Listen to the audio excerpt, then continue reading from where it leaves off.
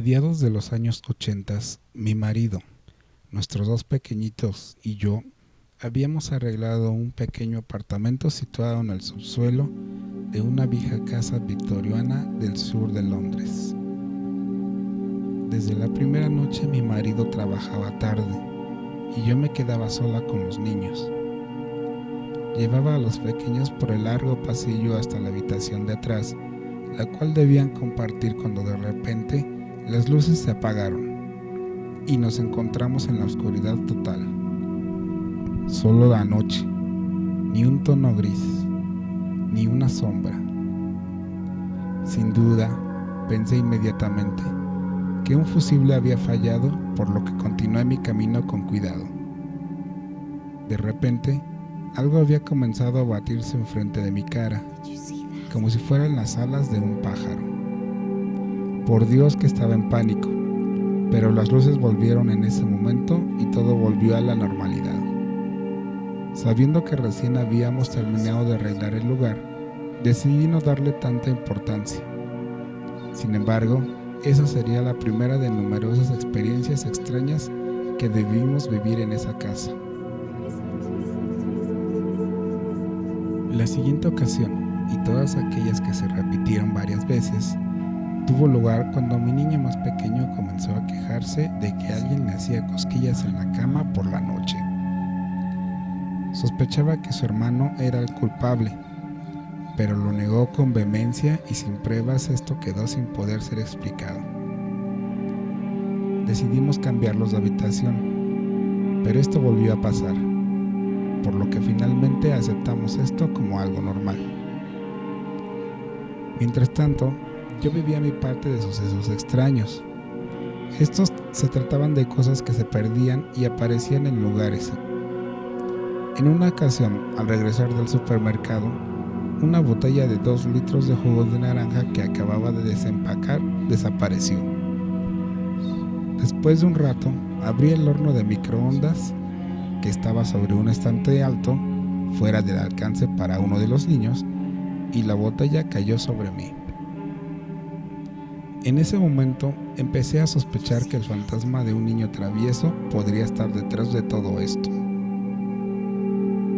En otra ocasión, habíamos regresado de un paseo vespertino para encontrar un enorme charco de agua en la alfombra de la estancia, sin que pudiera verse el origen de dónde vino. Esto jamás volvió a ocurrir, pero igual quedó inexplicado.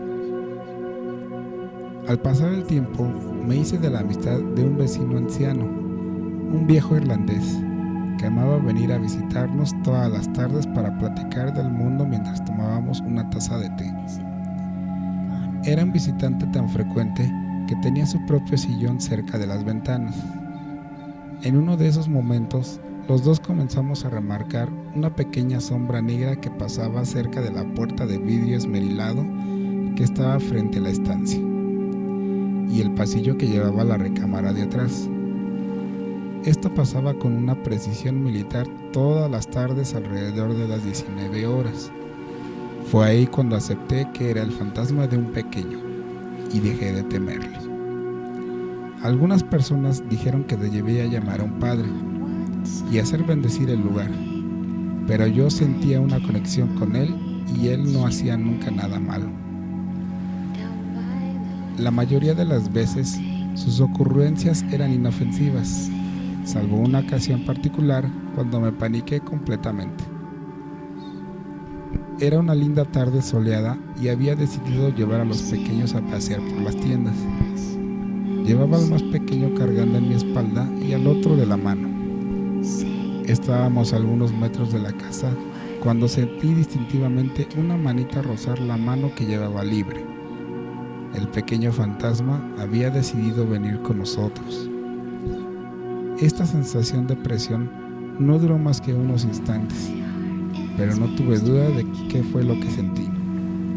Después de todo, tenía la habitud de sentir el roce de unas manos pequeñas con las mías. Algo que debo remarcar es que aunque jamás lo vi, sé que se trataba de un pequeño y no una pequeña. Por instinto, supongo. En todo caso, el tiempo pasó Veía a mi vecino todas las tardes. Creo que era una figura de abuelo al que quise con un gran amor y afecto. Una tarde no había venido como era costumbre. Estaba un poco perpleja. A la mañana del día siguiente decidí llamarlo simplemente para asegurarme de que todo iba bien. Sabía que tenía el hábito de salir a buscar el periódico todas las mañanas, pero llovía a cántaros y no saldría en tanto que ésta no amainara. Toqué la puerta. Nada. Toqué varias veces más y aún nada. Me encontré con un mal pensamiento en ese momento. Tenía una llave de respaldo de su casa, al igual que él la tenía de la mía. Fui por ella y decidí abrir su puerta. Fue entonces que descubrí que la cadena de seguridad estaba aún puesta. Esto ya no se veía bien. Llamé a la policía y llegaron en algunos momentos. Forzaron la puerta y lo encontramos desplomado sobre su sofá. Un tazón de avena tirado a su lado. Había caído en un coma del cual desafortunadamente no saldría. Una sola vez abrió los ojos y fue que pude arreglar que mis hijos lo pudieran visitar en el hospital para poder despedirse de él, pues los amaba mucho. Minutos después de nuestra visita, falleció. Más tarde ese día, estaba sentada en la estancia, perdida. Le lloraba en tanto que mis ojos buscaban los suyos, en su sillón y enseguida más allá de las cortinas de las ventanas. Fue entonces cuando observé que uno de los lazos de las cortinas se distendió y comenzó a balancearse atrás y adelante de forma deliberada. Sabía que era Dan, quien me enviaba un mensaje para decir que todo estaba bien y que no estuviera triste. La mañana del día siguiente, mi niño más pequeño, quien parecía ser el más sensible a estos fenómenos, me preguntó qué hacía Dan en su antigua recámara. Estaba parado junto a la cama y me miraba, dijo. Aún no había comprendido bien el concepto de la muerte. Después de su fallecimiento, todos los hechos paranormales de la casa cesaron, y estoy firmemente convencida que vino a buscar al fantasma del pequeño, al que seguramente guió al otro lado.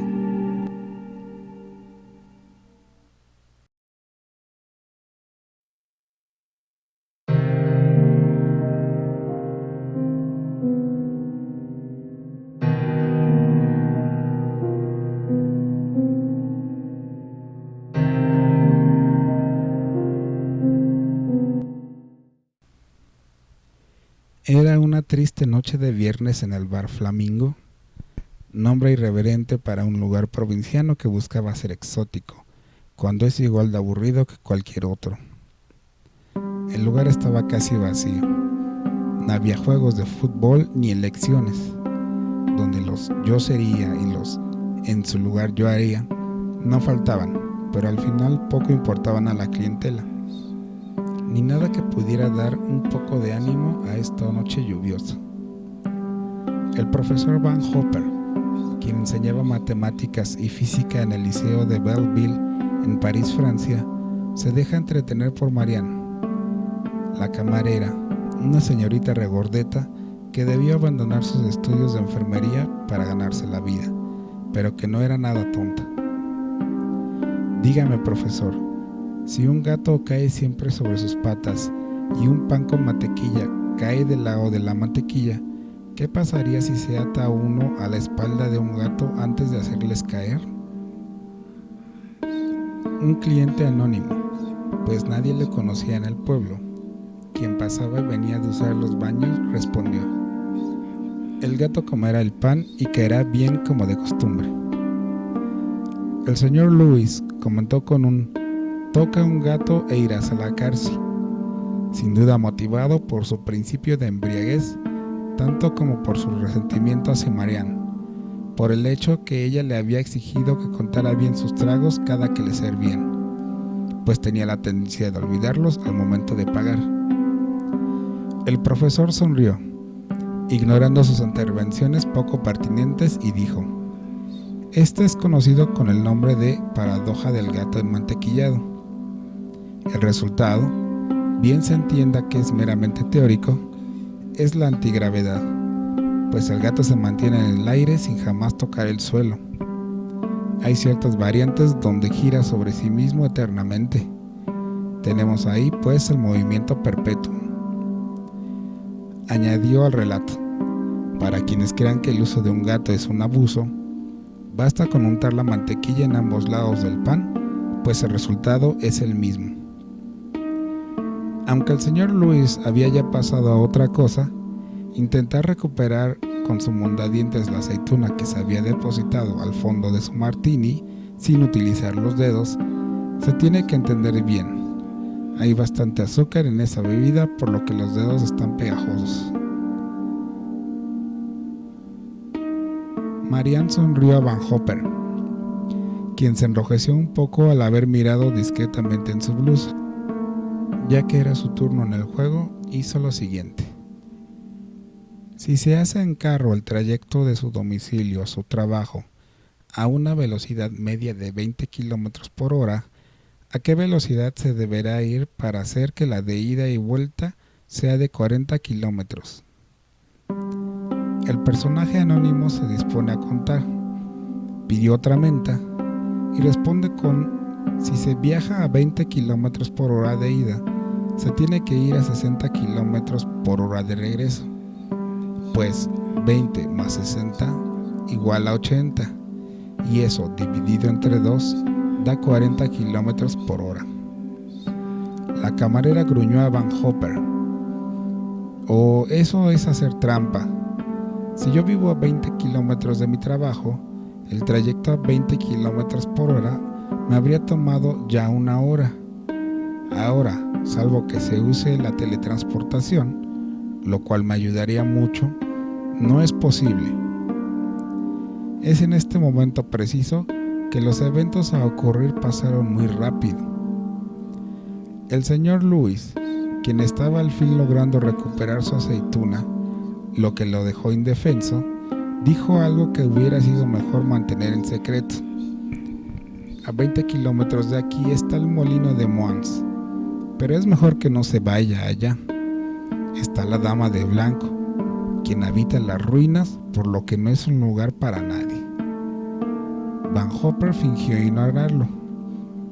La casa invita, había dicho Marianne visiblemente avergonzada, quien se apuró a servirle un martini al señor Lewis, solo para que éste se callara. Pero el mal ya estaba hecho. El anónimo, quien no era de la región, preguntó: ¿de qué se trata esa historia? Es la Berthe. 20 guardias, todo el mundo lo sabe. ¿De dónde ha salido este? El anónimo se dirigió al profesor. ¿20 guardias? Es un dicho local, entre buena sangre y... en fin, ya lo oyó. Ah, ya veo. Pero, ¿quién es esta Berthe? Por aquí cuentan los ancianos que Berthe, la hija del caballero Antoine de Moins, debía casarse con un de Gournay, pero su rival, Gerard de Goncourt, quien deseaba a Berthe, lo habría matado y dejado su cadáver en una banca de piedra en la misma capilla donde se debieron llevar a cabo las nupcias. Cuando se debía celebrar el casamiento, su futura mujer la había encontrado ahí, asesinado. Ella había de prevenir al padre de su futuro marido y su gente comenzó a rodear el castillo de Goncourt. Berthe había aprovechado del momento donde de Goncourt hablaba borracho en los muros para matarle con una flecha. Se dice que enseguida ella desapareció y que desde entonces se puede ver una dama de blanco deambular por el molino de Moins y en las ruinas del castillo, llorando por su amor perdido. Es asombroso, típico de las pequeñas aldeas del campo. El señor Lewis, derrotado por su nueva bebida, se había quedado dormido con los brazos cruzados en la mesa y su cabeza apoyada en ellos. Marianne observaba con recelo a este extraño con desdén. El profesor Van Hopper intentaba vanamente ser tomado en serio. Todas las leyendas tienen algo de verdad. Pero la sonrisa en el fondo de los ojos del anónimo no desaparecía. Pagó sus bebidas y salió con un hasta luego sarcástico. «Detesto cuando hacen eso», dijo Marianne. Van Hopper le tocó la espalda cariñosamente, tanto para reconfortarla como para sostenerla. La mañana siguiente, un residente que buscaba champiñones encontraría un carro sin matricular en la puerta 69, estacionado a la entrada del camino del molino de Moins. Los papeles en la guantera darían un nombre y una dirección: Julien Lebel, con domicilio en Lyon. La policía siguió las marcas de pasos que partían del Clio hasta las ruinas. Estas se detenían bruscamente a 3 metros de lo que había sido la entrada al castillo. Alrededor de estas no había más nada. No había pasos que indicaran una media vuelta tampoco. ¿A dónde había ido? Y sobre todo, ¿cómo lo había hecho? Todo un misterio. Por más que se le buscó, jamás se le volvió a ver. Desde entonces, el señor Louis se volvió una persona no grata en el bar Flamingo. Sigue sin saber el porqué.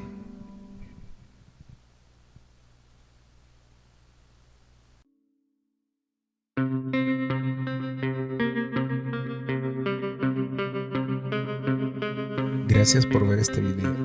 Si te interesa este tipo de temas, puedes ver otros trabajos en mi canal. Hasta la próxima vez, se despide de ustedes la voz del Daimon Errante.